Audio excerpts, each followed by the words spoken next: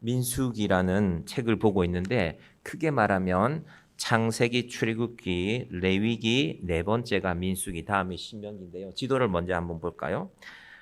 이 땅에서 일어나는 일들입니다. 이 삼각형으로 생긴 땅은 오늘날의 시나이 반도라고 합니다. 이스라엘이 1948년에 독립하고 나서 첫 번째 전쟁이 이집트하고 있었거든요. 저때 이 시나이 반도를 이스라엘이 점령해 버렸습니다. 예, 감사합니다. 이것이 바로 이 시나이 반도인데요. 그러니까 지금 제가 출애굽기 글자 써놓은 땅은 이집트고요. 신명기라고 써준 저 땅쯤이 지금의 이스라엘 땅 혹은 팔레스타인 땅 혹은 성경의 지명으로 따르면 가나안 땅입니다. 하나님께서 요 5권의 책을 이 배경에서 만드셨습니다. 물론 태초에라는 시간과 그 다음에 창세기 1장 2장에 나오는 장소들, 물론 그 중에는 유브라데나 티그리스 강의 이름들이 포함되는데 오늘날에 크게 말하면 북쪽으로는 터키, 남쪽으로는 이집트 사이, 그리고 동쪽으로는 이란과 이라크 땅, 티그리스 강, 유프라테스 강이 있는 그 즈음에 우리가 보통 중동이라고 부르는 지역이죠. 그 즈음에 그 이제 유럽 기준입니다. 유럽 기준으로 가운데 있고 동쪽에 있다고 중동이라고 부르는 것인데 유럽 기준에서는 남쪽은 아프리카거든요. 그래서 중동이라고 부르는 땅이 저 땅들입니다. 그러면 저런 사건들은 언제쯤 일어났을까? 우리는 보통 태초라고 말하는 건 제가 알 수 없는 시간이라겠죠. 혹은 알 수 없는 시간이기 때문에 꽤 오래된 시간인데 우리가 여러분도 아마 학교 다니실 때 과학책에서 지구라는 별이 46억 년 전쯤에 만들어졌고 이게 1970년대부터 우리나라 교과서에 실렸으니까 그리고 우주라는 천체는 우주라는 이 태양계라는 걸 중심으로 보면은 약 136억 년이다. 근데 좀 왔다 갔다 해요. 어떨 때는 130억 년쯤에 왔다가 어떨 때는 150년, 150억 년까지 늦추기도 하는데 이제 큰 바탕에서 보면 그건 진화를 주장하는 사람들의 주장 중에 있고 다만 태초라는 거는 모르는 시간이라고 했습니다. 시간의 개념이 없을 때 여러분 시간의 개념 제가 말씀드렸지만 간략하게 말씀드리면요. 시간의 개념이 있으려면요. 해가 떠야 됩니다. 해가 떠야 아침이 될 거 아닙니까? 아침이 시작되고 해가 져가 하루가 져야 하루가 되죠. 달을 기준으로 하면 달이 뜨고 작아졌다가 달이 다시 커지고 보름이 돌아올 때까지가 한 달이죠. 그렇게 12번 지나가면 다시 크게 말하면 지구가 태양 주변을 한 바퀴 돌아야 시간이라는 게 만들어지는 겁니다. 여러분 시간이 우리가 시계 차고 있다고 시간이 가는 게 아닙니다. 기준이 있어야 될 것 아닙니까? 그 기준을 과학에서는 보통 사람들이 말하는 진화론자들은 150억 년쯤 됐을 거야. 지구는 46억 년쯤 되었을 거야. 근데 이제 이게 첫 번째 맹점이 어디서 드러나면 46억 년 전에 만들어졌으면 45억 년 전에는 무슨 일이 있었는데 그건 우리가 잘 모르지. 그럼 물어보십시오. 정말 여러분 주변에 그런 분야로 공부한 분이 있으면 당신 그런 거 박사입니까? 물리학 박사입니까? 그러면 지구가 46억 년이면은 45억 년에는 그런 것까지 물어보면 안 되지. 제가 다윈이라는 사람의 두 번째 책 종의 기원, 동물이 진화되었다는 얘기를 하고 나서 이 사람이 약 12년 뒤에 인간의 진화라는 책을 썼는데요. 그 책의 표현들이 이상해요. 제가 이거 한번 갖다 놓고 싶습니다. 이러했을 것이다, 했을 것이다, 했을 것이다, 했을 것이다. 했을 것이다는 소설이잖아요. 근데 그걸 우리가 과학으로 받아들이고 있단 말이에요. 그래서 세상 사람들이 말하는데 우리 마음을 다 빼앗기면 안 됩니다. 다시 넘어갑니다. 이 창세기의 사건을 믿는다는 거는요. 태초 이후에 하나님이 만드신 제일 중요한 일들에 대해서 우리가 믿는다는 것입니다. 예를 들면 그때 아브라함이라는 사람이 있었다는 것을 믿는 것이고 아브라함의 자손 중에 야곱이라는 사람이 있어서 야곱의 12아들이 있었는데 그 12아들의 이름이 창세기에도 나오는데 오늘 다시 나왔습니다. 그럼 하나님이 어떻게 하셨을까?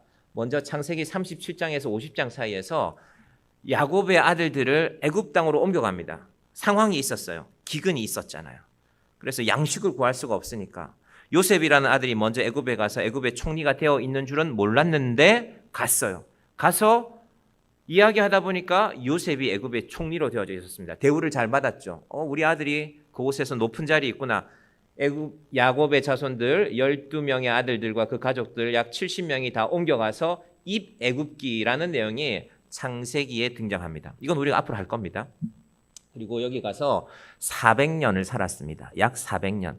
애굽의 기록에 따르면 393년 정도 됩니다. 애굽도 역사가 있으니까요. 그러니까 이런 사람들이 와서 요셉이라는 사람이 총리가 되고 이렇게 흘러서 그 사람들 다시 나갈 때까지, 그러니까 약 400년이죠.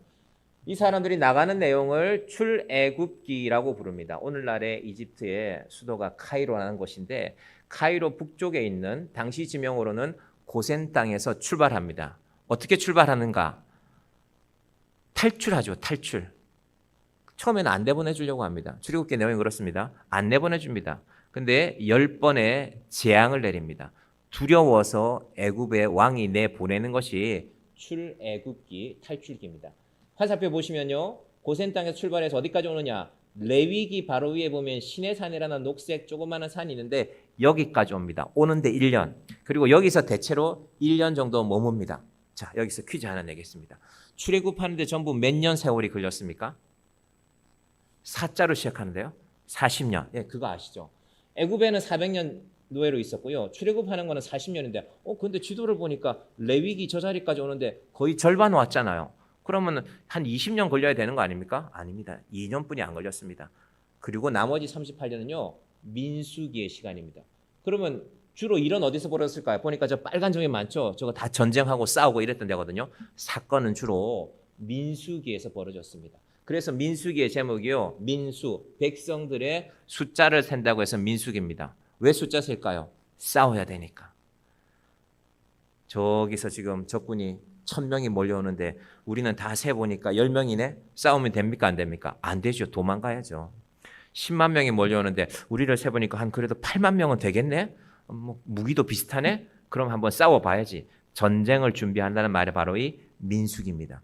광야라는 세상에서 싸우기 위해서 준비하고 그리고 실제의 싸움의 과정들이 벌어집니다. 그런 의미에서 민수기라는 제목이 바로 이 책에 쓰여졌습니다.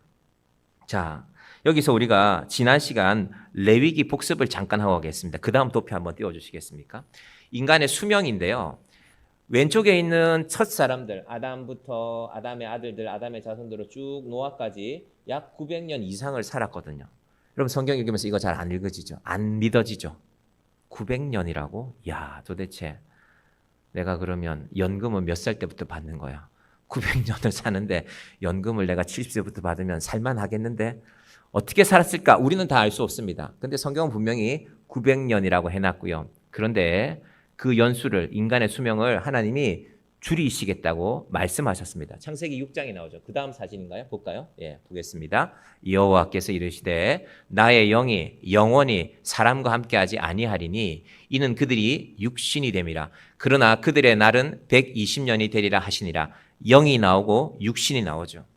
하나님의 영은 하나님과 함께 영원히 존재하는 것입니다. 그래서 사실은 처음에 하나님이 인간의 수명을 따로 정하지 않으셨는데 가능하면 많은 기회를 주신 세월이 900년 이상이었습니다. 그렇게 900년 가까이 살다가 900년을 사는데 죄가 많아요. 900년을 사는데 하나님이 원하시는 모습이 없습니다. 안 되겠다. 너희들 수명을 좀 줄여야 되겠다. 자, 상상입니다. 이건 성경에 안 나오는 내용이니까 하나님이 900년 살던 사람들을 120세로 수명을 줄이시면 120세 되는 날 어느 날 한 자리 다 모아서 야, 오늘 너희들 다 죽자. 이러실까요? 그러지 않으셨습니다. 하나님의 방법 얼마나 무서워요. 여러분 내가 지금 118세인데 119세 되고 120세가 되는데 야 이제 내년 되면 내가 불려가는구나. 내년 내 생일이면 하나님 앞에 불려가서 내가 다 죽는구나. 하나님은 그렇게 만들지 않으십니다. 인간의 수명을 조절하십니다. 120세로 조절하시면서 뭘로 조절하셨을까? 음식으로, 육식으로 조절했습니다. 우리 다 고기 좋아하는데 고기 싫어하는 분들 계시겠지만 지난번에 가서 우리 백숙도 잘 먹었는데 한번 보시겠습니까? 다음 도표. 오래된 표지만요. 2093년부터 2003년 사이에 대한민국 통계청에서 만든 자료입니다. 암에 관한 주요 암에 관한 사망률의 추이를 밝혔는데요. 분홍색 암은 하나 줄어들고 있어요. 보십시오. 위암이거든요.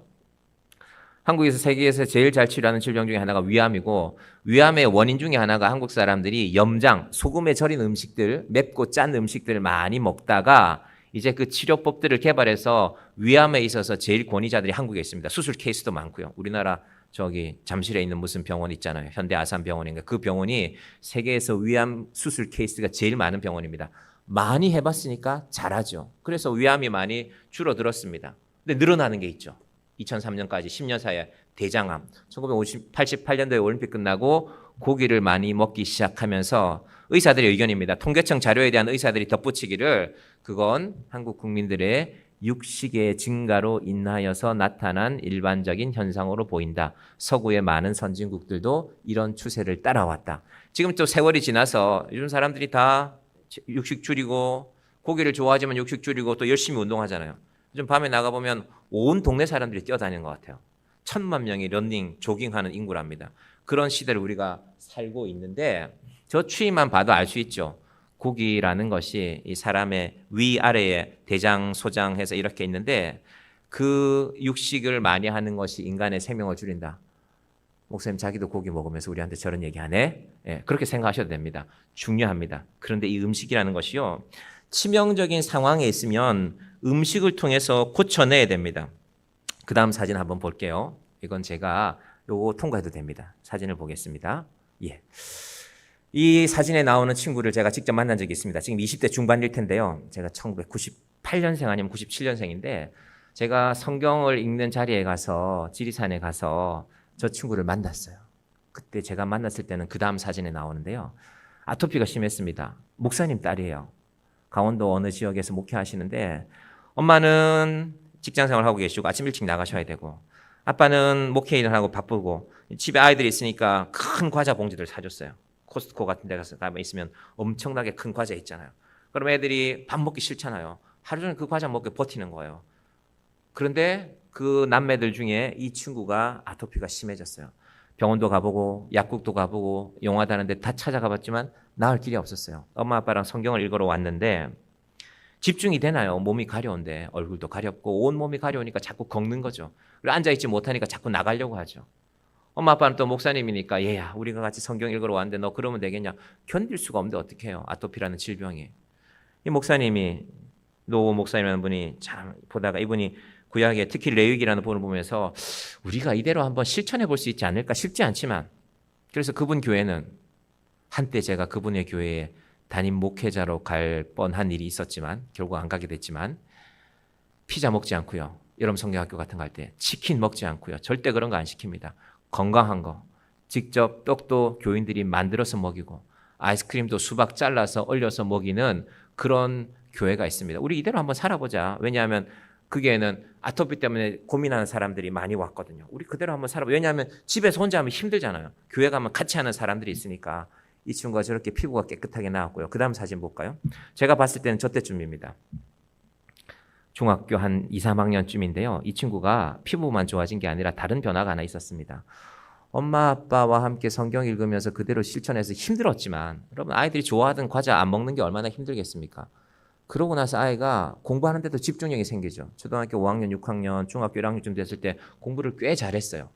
그러니까 자기 학교에서만 아니라 강원도 전체에서 어떤 시험 보면 1등 할 만큼 잘했어요. 그러니까 학교에서도 기대가 될 거 아닙니까? 근데 얘가 중학교 1학년 마치기 전에 1학년 1학기 되기 전에 엄마 아빠를 찾아와서 하는 말이 제가 학교를 안 갔으면 좋겠어요. 청춘병력 같은 얘기 아닙니까? 공부도 잘하는데 이제 아토피도 나았는데 고민할 일이 없는데 학교만 잘 가면 성적이 좋으니까 좋은 학교 가고 그렇게 살면 좋겠는데 엄마 아빠 내가 학교를 다녀보니까 별로 배울 만한 게 없다고. 이건 여러분 다 해당되는 거 아닙니다. 이 친구의 말입니다.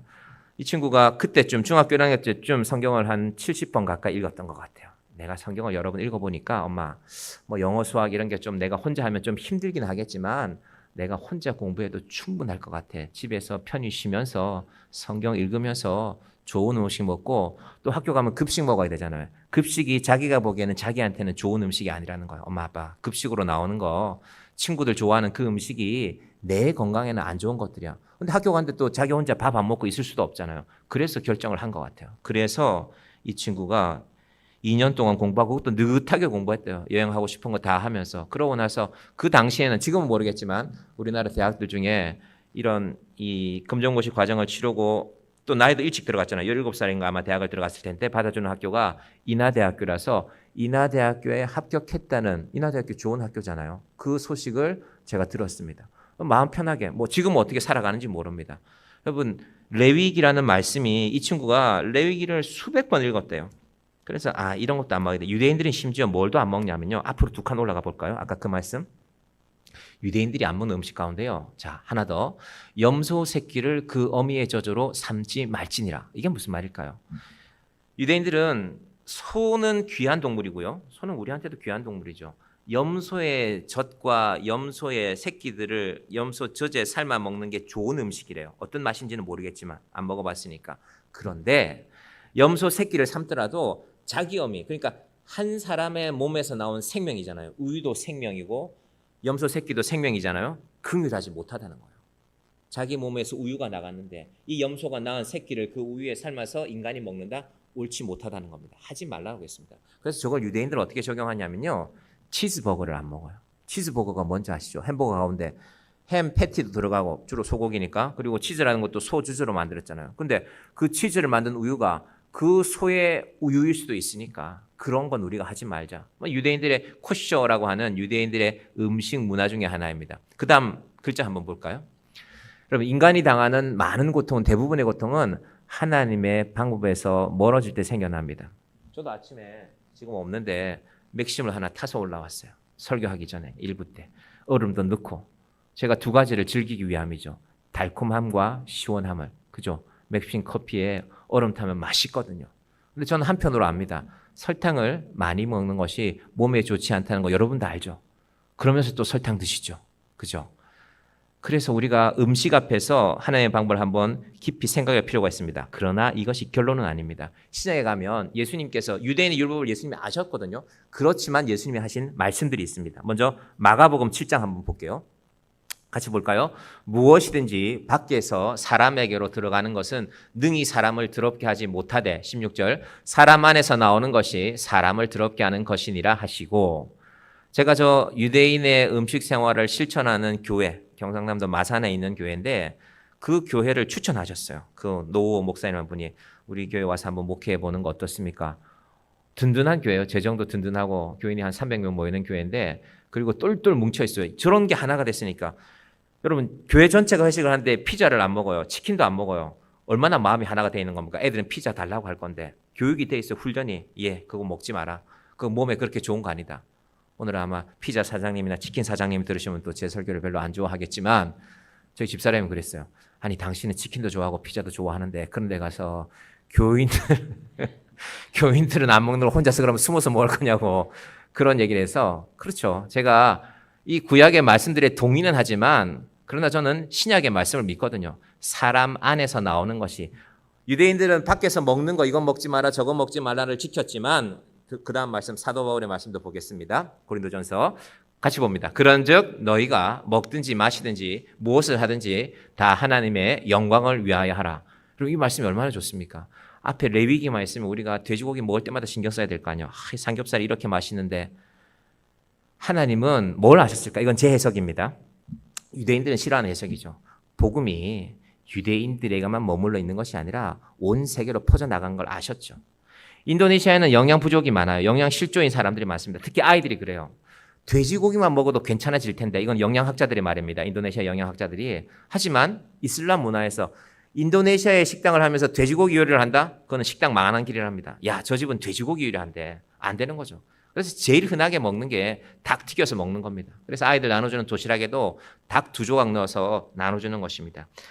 결론은 뭐냐면 구약의 특히 레위기의 말씀들을 실천함으로 얻는 유익도 있습니다. 그 아토피 나온 친구 얼마나 좋겠어요. 인생이 달라졌는데 날마다 가려움 때문에 잠도 제대로 못 자다가 인생이 달라질 수도 있습니다. 그러나 한편으로는 그 철저한 율법도 중요하지만 예수님의 말씀과 사도 바울의 이 말씀을 우리가 기억해야 됩니다. 먹든지 마시든지 무엇을 하든지 더 밖에 나가셔서 다리 4개 달린 건 다 드시라는 말씀이 아니라 조심하면서 드시되 음식이 모든 것의 결정은 아니라는 것입니다. 이 말씀을 헷갈려서 우리 목사님은 레위기는 틀렸대가 아닙니다. 레위기의 말씀 가운데 구약의 말씀 가운데 유익함들이 있습니다. 그러나 예수님의 결론을 우리가 잘 지켜보자는 것입니다. 자, 이제 모세오경으로 다시 돌아옵니다. 왜 레위기에 제가 단순히 먹는 얘기 하나만 했지만요. 수많은 것들을 지키라고 합니다. 여러분 지키는 거 싫잖아요. 제가 항상 시계 들고 앞에 서서 타임 맞춰놓고 여러분 예배 5분 전까지 오세요 하고 4분 59초 남았는데 이제 딱 하고 문 걸어 잠그면은 여러분 별로 기분이 안 좋겠죠. 사람은 무언가 강제하는 게 싫습니다. 근데 성경은 끊임없이 하라는 것과 하지 말라는 것을 말씀하고 있습니다. 왜 그랬을까? 이게 이렇게 함으로요, 하나님의 비밀이 있습니다. 얘들아, 너희들 나랑 좀 친하게 지내지 않을래?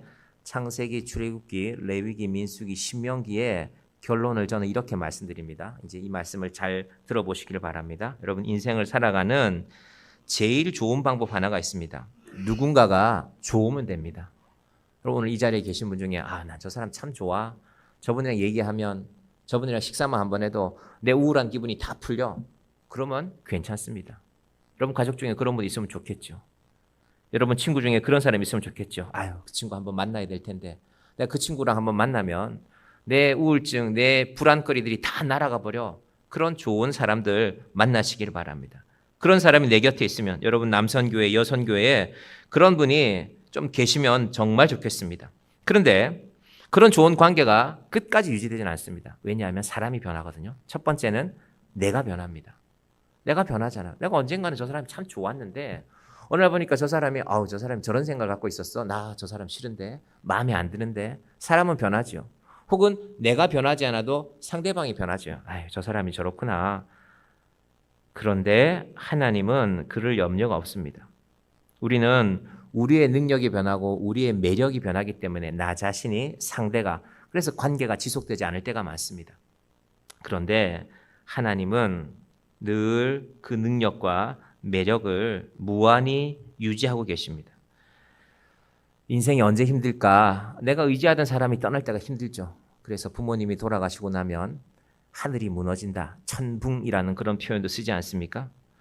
제가 가끔 여러분들의 부모님 장례 예배를 인도하거나 조문하러 갈 때 그런 생각을 해봅니다. 이분 이제 사랑하는 어머니가, 아버지가 돌아가셨구나. 그 다음 제 생각은, 그리고 이제 이분은 정말 하나님을 의지하며 살아가야 되겠구나. 내 인생에 제일 의지하던 분이었는데, 내 부모님이. 근데 그분이 돌아가셨으니 정말로 하나님 의지하며 살아가야죠. 그렇지 않으면 그 마음의 허전함을 무엇으로 메우겠습니까? 그래서 하나님과 관계를 맺어야 되는데, 문제는 우리가 하나님을 찾아가서 하나님 저랑 좀 친하게 지내실래요? 라고 할 수가 없다는 겁니다. 왜요? 하나님은 사랑이신데 존재가 다르거든요. 여러분, 하나님이 우리를 뭘로 만드셨습니까? 흙으로 만드셨잖아요. 더 정확하게는 창세기에는 티끌이라고도 해석할 수 있는데, 여러분 흙 좋아하세요? 여러분 가만히 보면 땅은 좋아하지만 흙은 별로 안 좋아하는 것 같아요. 그죠? 저 앞에 있는 땅, 지하철 옆에 1000평만 주면 정말 좋겠는데 그 땅은 갖고 가지 말고요, 흙이나 좀 퍼가세요. 그러면 흙은 별로죠. 오랜만에 좋은 옷 입고 좋은 신발 신었는데 흙탕물에 발 디디는 거 싫잖아요. 그럼 근데 우리가 흙으로 만들었다니까요. 그것도 질이 별로 좋지 않은 티끌과 같은 존재로 우리를 만드셨다라고 성경은 말씀합니다. 그러면 하나님 우리를 보실 때 우리로서는 좀 괜찮은데, 오늘 저도 양복도 입었고 이렇게 집에서 아침에 샤워도 하고 나왔고 나름 머리에 뭣도 좀 발랐고 괜찮게 나왔는데, 창조주이신 하나님의 눈에 피조물 우리는 흙이란 말입니다. 피조물인 우리는. 흙이 하나님을 찾아와서는 하나님 저랑 좀 친하게 지내요. 내가 오늘 옷도 잘 입고 오늘 멋있게 하고 왔잖아요. 하나님 이 정도면 하나님하고 어울릴만 하지 않아요? 라는 가정을 한번 해보십시다. 성경이 나오는 내용은 아니지만 존재가 다르다는 건, 여러분 우리가 같은 사람이지만 신분을 얼마나 차별합니까? 공부 좀 많이 했다고, 내가 좀 더 가졌다고. 여러분 사람의 마음속에 어느 날 불쑥 그런 마음이 올라오잖아요. 저 사람이 나랑 맘먹으려고 하네. 저 사람이 나랑 같은 식탁에 앉으려고 하네. 여러분 인생 살면서 혹시 그런 날 없었습니까? 여러분은 그런 날이 없었었기를 바랍니다. 흙 위에 우리가 뭐 하나 괜찮은 거 걸쳤다고, 흙 위에 우리가 좀 화장품으로 뭐 좀 발랐다고, 하나님 오늘 내가 얼마나 예뻐요, 하나님 나랑 친하게 지냅시다고 할 수가 없습니다. 대신에 하나님이 찾아오셔야 됩니다. 그게 레위기입니다. 얘야, 내가 너희들 예배를 받아줄 거야. 너희들 제사를 받아줄 거야. 근데 너희가 죽으면 안 되니까 너희 대신에 양을 죽여서 와라.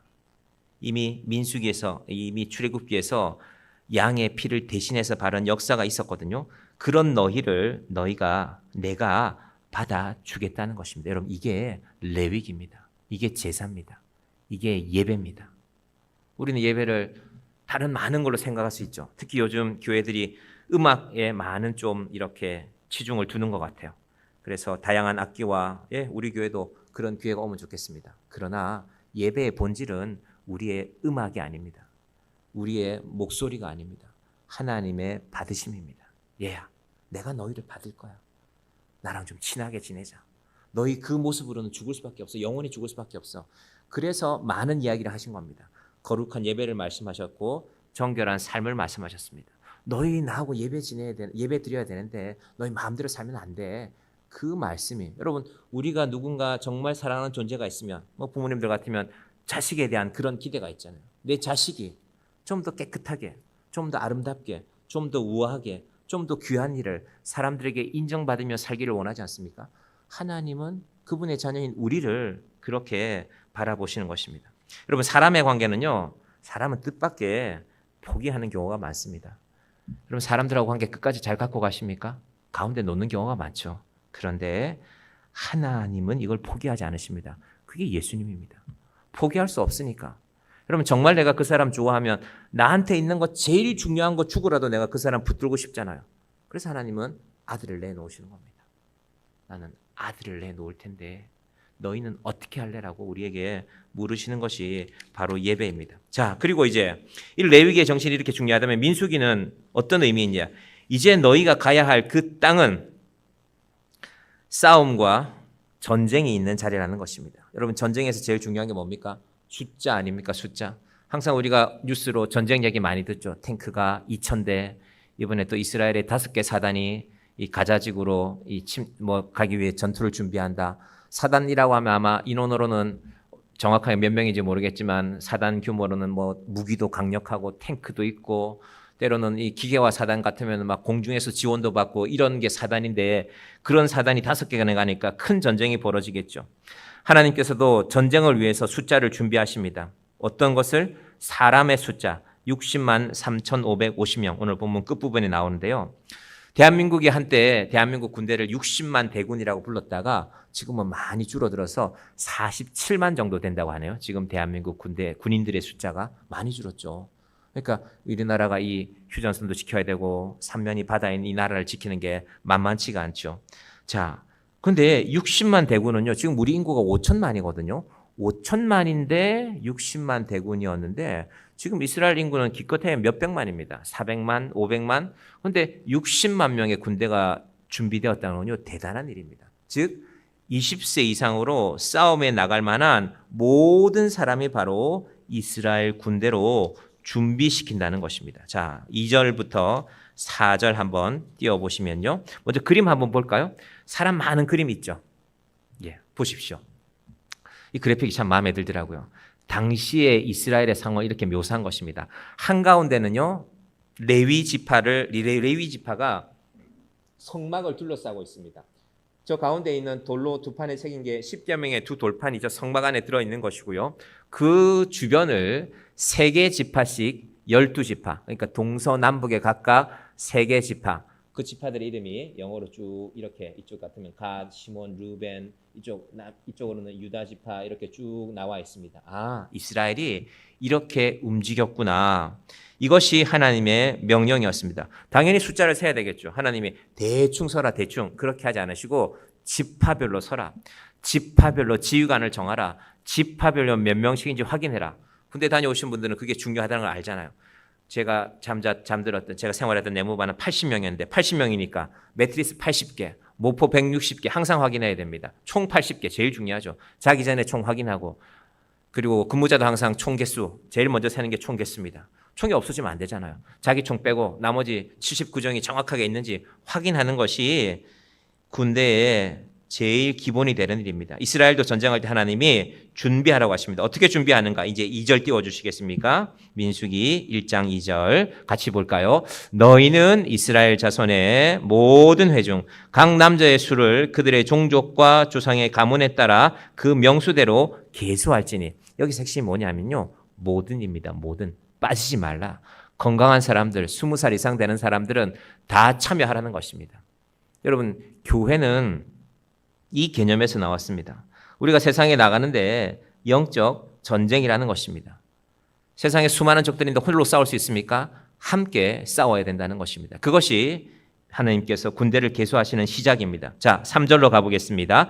이스라엘 중 20세 이상으로 싸움에 나갈 만한 모든 자를 너와 아론은 그 진영별로 계수하되 20세 이상 건장한 남자, 청년 이상 되는 사람들이죠. 싸움에 나갈 만한 모든 사람을 위에 한계도 있었을 것입니다. 80되신 분을 전쟁터 나가라 그러시면 안 되잖아요. 그러면 안 되잖아요. 그래서 위에 한계도 있는데 일단은 기본을 아래로 잡습니다. 20세 이상의 건장한, 예를 들면 전쟁을 하려면 우리의 상식으로는 일단은 총도 들 수 있어야 될 것이고 그래도 좀 뛸 수 있어야 될 것이고 제가 나이가 조금 드니까 오늘 이런 생각이 들더라고요. 이제 민방위 훈련 오지 말라고 연락이 왔어요. 민방위 훈련에 오지 말라는 건 전쟁이 나도 당신은 별로 쓸모가 없습니다라는 이 말이거든요. 그렇구나. 내가 이제 쓸모가 없는 사람이 되었구나. 나 불러서 이제 예비군도 끝나고 민방위도 끝나고 이제 그런 일이 없구나. 그런 생각이 문득 들더라고요. 싸움에 나갈 만한 모든 자를 너와 아론은 계수하라. 준비시키라는 것입니다. 빠짐없이 건강한 사람들을 준비하라는 것입니다. 그리고 지도자를 뽑으라는 것이 4절인데요. 4절 봅니다. 각 지파에 각 조상의 가문에 우두머리 한 사람씩을 너희와 함께 하게 하라. 야곱의 아들들 12아들에서 시작이 된 거거든요. 야곱의 아들들이 사실은 늘 사이가 좋지 않았어요. 많이 싸웠어요. 심지어 요셉을 팔기까지 했거든요. 하지만 이 일에 있어서는 하나가 되라는 것입니다. 여러분, 사람이라는 공동체는 모이면 어떻게 마음이 다 하나가 됩니까? 다 다르죠. 오늘 점심 때 여러분한테 돈 얼마씩 드리고 나가서 맛있는 거 드세요 하면 우리 각자 원하는 메뉴가 다를 겁니다. 뭐 아직도 더우니까 냉면 드시자는 분도 있을 것이고 뭐 어디 가서 이거 먹자는 분들도 계실 것이고 다 다르지만 지금은 하나 되어야 할 때라는 겁니다. 애굽에 있어서도 사이가 안 좋을 수 있죠. 또 어떤 지파들은 앞서 나가는 지파가 있고 뒤처지는 지파가 있는데 하나가 되라는 것입니다. 여러분, 이것이 교회의 개념입니다. 그리고 이 일을 지시하신 때가 언제냐면 이제는 2장 1절인데요. 2장 1절 한번 띄워주시겠어요? 시작. 이스라엘 자손이 애굽 땅에서 나온 후 둘째 해 둘째 달 첫째 날에 여호와께서 시내 광야 회막에서 모세에게 말씀하여 이르시되. 이게 무슨 말일까? 애굽에는 애굽의 달력이 있었는데 지금 이건 이스라엘 달력이 새롭게 만들어졌다는 겁니다. 이건 무슨 말이냐 하면 우리가 원래 다 죽었던 자들인데란 말입니다. 다음 그림 띄워주시겠어요? 어디에서? 애굽에서. 이 사진이 뭐냐면 출애굽기 11장에 바로라는 애굽 왕이 하나님이 이스라엘 백성들을 내보내라는 명령을 끝까지 듣지 않아요. 개구리도 풀어보고 메뚜기 떼도 풀어보고 하늘도 까맣게 덮어보고 흑암으로 덮어보고 했지만 끝까지 말을 듣지 않으니까 마지막 10번째 재앙이 애굽의 모든 장자들을 죽이는 것입니다. 그럼 저게 애굽에 나오는 옛날 이야기니까 그렇지 내일 아침에 여러분이 일어났는데 대한민국의 5천만 인구의 모든 첫 번째 태어난 사람들, 동물들, 저도 포함입니다. 저도 장남이거든요. 다 죽었다고 생각해 보십시오. 온 나라가 장례식이 난 거 아닙니까? 우리 가끔 큰 사고가 생겼을 때 100명, 200명, 300명 희생자만 생겨도 온 나라가 장례식장인데 정말로 그날 애굽은 온 나라가 다 장례식장이 됐거든요. 바로의 큰아들도 심지어 동물 중에 첫 번째 난 것들도 다 죽었습니다. 그건 무슨 말일까요? 내가 너희의 주인이라는 겁니다.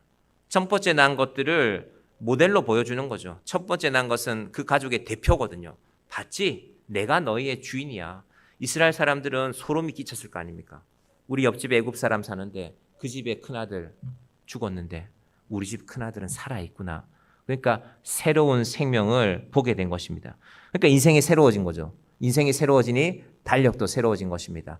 이 날이 이 애굽에서 너희가 살아난 날이 너희의 시작이다. 그래서 출애굽한 날을 첫 번째 달, 첫 번째 해, 첫 번째 달 1월 1일로 삼고 지금은 2년 2월 1일이니까 약 1년, 정확하게 1년 1개월이 지난 것이죠. 이 상황이 지금 생겨난 것입니다. 그리고 하나님께서 너희가 할 일이 있는데 군대로 나가기 전에 훈련하라는 것입니다. 훈련. 20살, 20대 초반이 우리나라도 군에 가면 훈련시키잖아요. 20살이 넘었는데요. 등치는 얼마나 큽니까? 요즘 아이들 키도 얼마나 커요. 뭐 하는지 군대 가면 아시죠? 앞으로 앞으로는 잘 가요. 좌양자 하면 어떤 애는 오른쪽으로 가고 어떤 애는 왼쪽으로 가고 어떤 애는 제자리 가만히 서 있고 그렇게 한 달쯤 훈련하면요. 제가 노산훈련소에서 그 훈련 마칠 쯤 되니까 그러니까 2천 명이 움직이는데요. 하나로 움직이는 것 같아요. 야, 그때는 우리가 그게 안 됐는데. 세상에서는 그런 훈련하지만 총 쏘는 훈련하지만 하나님의 백성들은 말씀으로 훈련시킵니다. 그게 레위기입니다. 얘들아, 너희들 나랑 좀 친하게 지내자. 너희들 나랑 친하게 지내려면 이런 거 좀 지켜야 되겠다. 왜? 살게 하기 위해서. 군에서는 그래서 세상에서 입던 옷 벗고 새로운 군복을 입는 것처럼 하나님 앞에 새로운 삶이 시작되는 것은요, 우리의 인생의 근본적인 생각이 달라지는 것입니다. 자, 오늘 설교 마무리하는 중요한 질문입니다. 예수 믿기 전하고 교회 나오기 전과 교회 나온 후에, 더 정확하게는 예수 믿기 전과 예수 믿은 후에 여러분의 인생에서 제일 중요한 것이 달라졌습니까? 다시 한번 똑같이 여쭤보겠습니다. 예수 믿기 전과 예수 믿은 후에 여러분 인생에서 제일 중요한 것이 달라졌습니까? 저를 예를 들어 얘기해 볼게요. 저는 어릴 때부터 부모님이 교회 나가셨거든요. 그래서 눈 뜨면 주일은 항상 교회 가 있는 거였어요. 어릴 때부터 그랬겠죠. 초등학교 때도 그랬고. 그러니까 저는 예수 믿기 전과 예수 믿기 후를 구별하기가 참 힘들었어요. 근데 제가 고등학교 때 성경을 읽다가 정말 내가 예수 믿는 건가를 갖고 심각하게 한 두세 달 정도 깊이 고민했던 것 같아요. 여러분, 예수 믿기 전과 예수 믿은 후에 여러분 인생에서 제일 중요한 것이 무엇입니까? 여전히 돈이 제일 중요합니까? 우리 15만 원 받았는데 다 써서 좀 아깝죠. 아직 안 쓰신 분들 계십니까? 아직 남아있는 거 축하드립니다. 야, 그거 너무 아깝다. 두 번째 얘기입니다. 이건 여러분이 좀 오해할 수 있습니다. 사랑이 제일 중요합니까? 목사님, 사랑이 제일 중요한 거 아닙니까? 하나님도 우리를 사랑하니까요. 혹은 세 번째, 하나님이 제일 중요합니까? 이렇게 제가 묻고, 이 두 번째 사랑이라는 문제를 제가 이렇게 한번 정리해 볼게요.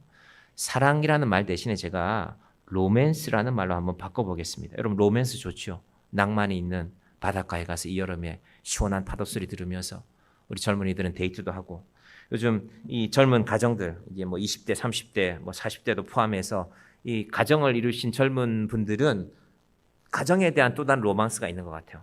이게 제가 페이스북 같은 거 보면은 좋은 빌라 같은 거, 풀빌라라 그러나요? 풀장 있는 빌라 빌려갖고 거기서 우리 가족만 오붓하게 아무도 방해받지 않고 우리 가족만의 오붓한 시간, 우리 가족의 로맨스 해서 그런 사진들 올리고 그런 것 같아요. 다 좋습니다. 그런데 여러분의 로맨스가 무엇이든지 간에 죄송하지만 하나님 믿으면 그게 제일 중요한 게 아닙니다. 여러분이 어디 가서 뭘 하셔도 좋습니다. 여러분이 불법만 아니라 마음껏 여러분의 인생을 즐기십시오. 그런데 예수 믿으면서도 그 로맨스 못하면, 그런 거 없으면 내 인생이 처량해 보이고 내 인생이 아무것도 아니고 그 문제가 아니라니까요. 이 광야라는 말은요, 민수기라는 제목이 두 가지인데 첫 번째는 이 숫자 세는 민수기고요. 백성들의 숫자를 센다. 두 번째가 광야였습니다. 히브리 말로 미드바르, 광야에서. 그럼 광야가 뭡니까?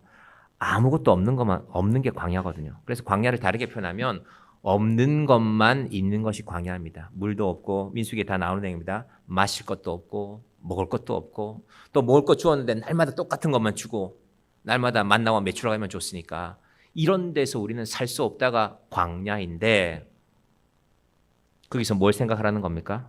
얘들아, 너희는 이미 애굽에서 죽은 목숨이야. 애굽의 자손들 다 죽는 거 봤잖아.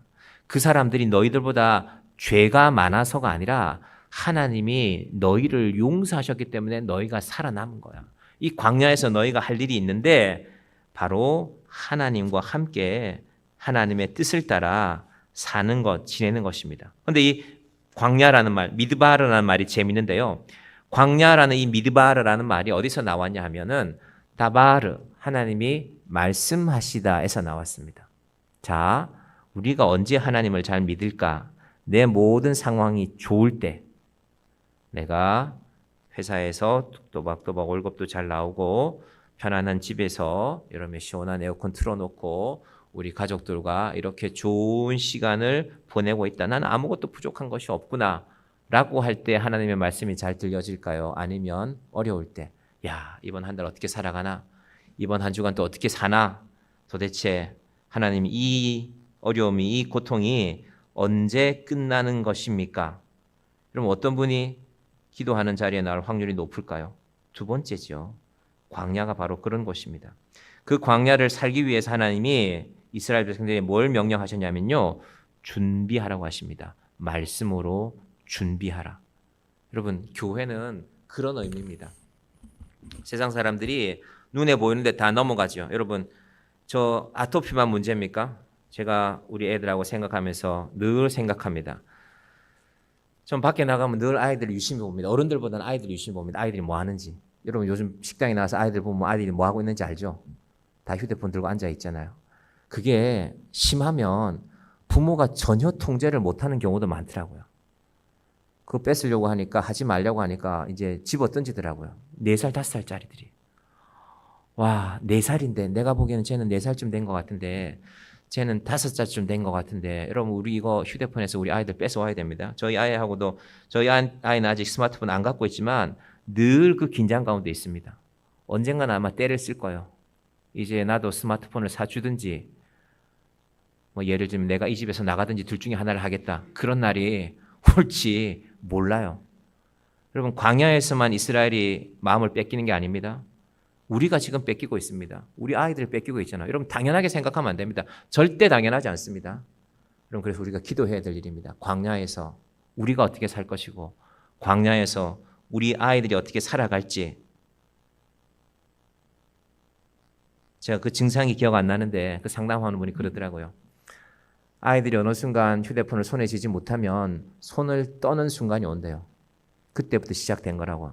이게 그때부터 약물 없이 치료하기 어려움이 시작된 거라고 한 방송에서 말하는 거 들었습니다. 여러분 그날이 오기 전에 우리 아이들이 손을 떨기 전에 그래서 제가 이건 오늘 설교와는 관련이 없지만 우리 교인들한테 좀 좋은 취미를 만들어줘야 될 텐데 그래서 제가 우리 교회 주변에 제가 늘 탁구장을 찾아봐요. 우리 교인들이 그래도 좀 더 많은 분이 어울리고 큰 근육 사용하지 않아도 할 수 있는 운동인 것 같아서 제가 실제로 탁구를 잘 치는 목사님한테 여쭤봤어요. 목사님 혹시 주일 오후에 우리 교인들 뭐 제가 가르치시려고 안 되고 조금이라도 배워야 우리가 함께 할 수 있잖아요. 좋은 취미를 만드시고 좋은 시간을 어떻게 가질지를 생각하시고 하나님께서 우리에게 주신 아이들인데 하나님께서 우리에게 주신 인생의 시간인데 하나님 우리가 이 시간을 어떻게 살아가야 되겠습니까? 아이들에게 결국 물어보면 아우 나는 휴대폰 하고 있을 때가 제일 편해요. 컴퓨터 하고 있을 때가 제일 편해요거든요. 그게 과연 좋은지 뭔지 모르잖아요. 저희 아이도 혼자서 기회만 되면 저한테 달라 그래요. 휴대폰을 주든지 제가 이렇게 설교하는 그 패드를 주든지 기회만 되면 달라고 하는데 걔가 뭘 하는지 저는 사실 다 몰라요. 제가 안 보는 순간도 많으니까.